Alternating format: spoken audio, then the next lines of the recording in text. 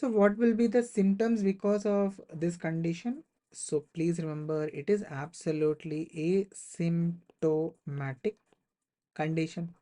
So now you might be wondering, if it is asymptomatic, why is the patient going to come for consultation to a dermatologist? So the main problem here is, just imagine a scenario where this patient is sitting in his house happily reading a newspaper, having some tea and snacks. Then suddenly comes a relative.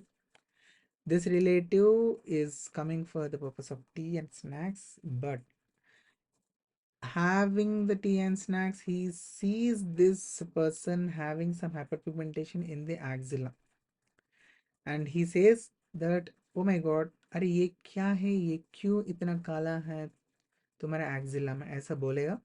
Or by this, the person who's having this erythrasma is going to feel very much embarrassed. Though he is not having any symptom, he will feel embarrassed, and because of this, he is going to consult a dermatologist for cosmetic purposes.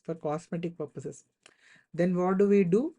We have to confirm the diagnosis. For confirmation, we dermatologists take the help of this wood lamp, which in the case of erythrasma is going to show coral red fluorescence. It is going to show coral red fluorescence, and with the help of this, we can diagnose this condition, and we can treat it with the help of topical antibacterials, and also azoles. Topical azoles can also be used to treat this condition. Okay, that was about erythrasma.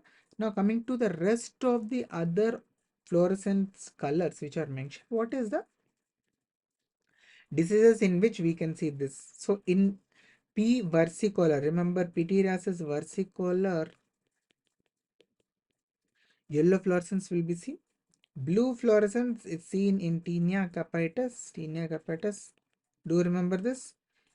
Green fluorescence is seen in the case of Pseudomonas infection. It is seen in Pseudomonas infection. And in this picture, you are able to appreciate the coral red or coral pink fluorescence seen in erythrasma.